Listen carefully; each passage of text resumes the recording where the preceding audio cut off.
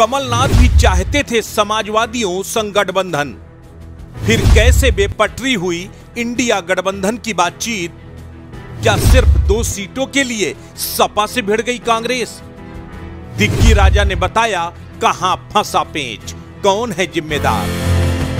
बीते दिनों मध्य प्रदेश के पूर्व मुख्यमंत्री कमलनाथ ने सपा के साथ गठबंधन के एक सवाल पर कहा था, छोड़िए अखिलेश वखिलेश। इसे लेकर जब दिग्गी राजा ने कमलनाथ की आलोचना की, उन्होंने कहा कि मुझे नहीं पता कमलनाथ ने ऐसा कैसे कहा।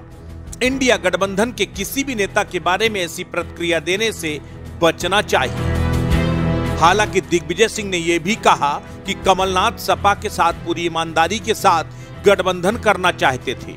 फिर सवाल यह है कि दिक्कत कहां आ गई?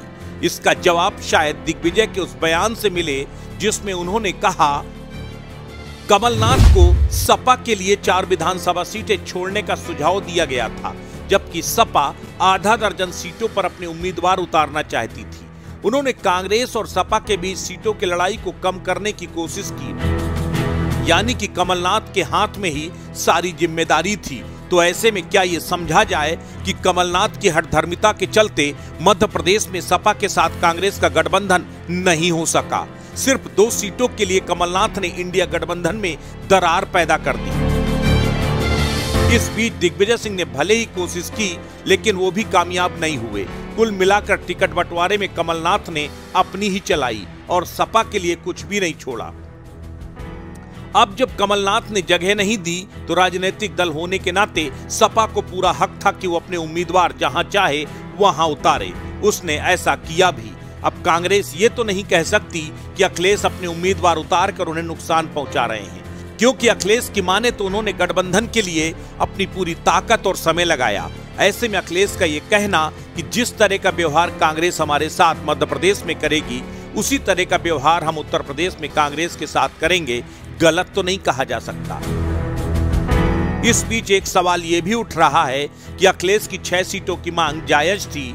क्या सपा मध्य प्रदेश में इतनी सियासी हैसियत रखती है? तो इसे समझने के लिए चुनावी आंकड़े जान लीजिए।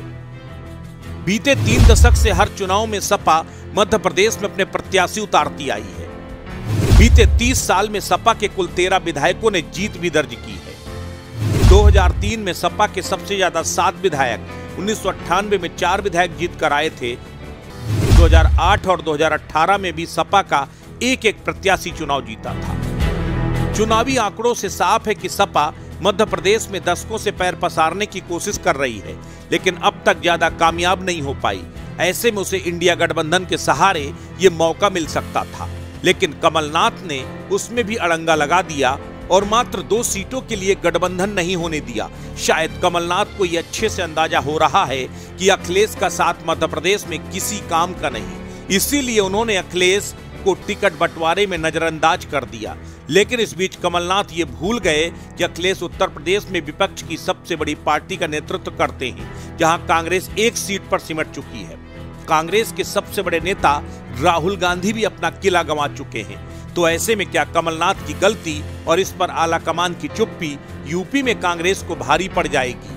ये तो वक्त ही बताएगा। हालांकि इतनी गर्मा गर्मी होने के बाद भी दिग्विजय सिंह एक भरोसा जरूर जता रहे हैं, और वो ये कि अखिलेश कहीं भी जाएं, बीजेपी के साथ नहीं जाएंगे। इसलिए उन्होंने ये कहा, ये ठीक है गठबंधन सहयोगियों के बीच दोस्ताना झगड़े चलते रहते हैं, लेकिन मैं जानता हूं कि सपा और अखिलेश कभी भी भाजपा के साथ नहीं जाएंगे। राष्ट्र इंडिया के लिए ब्यूरो रिपोर्ट।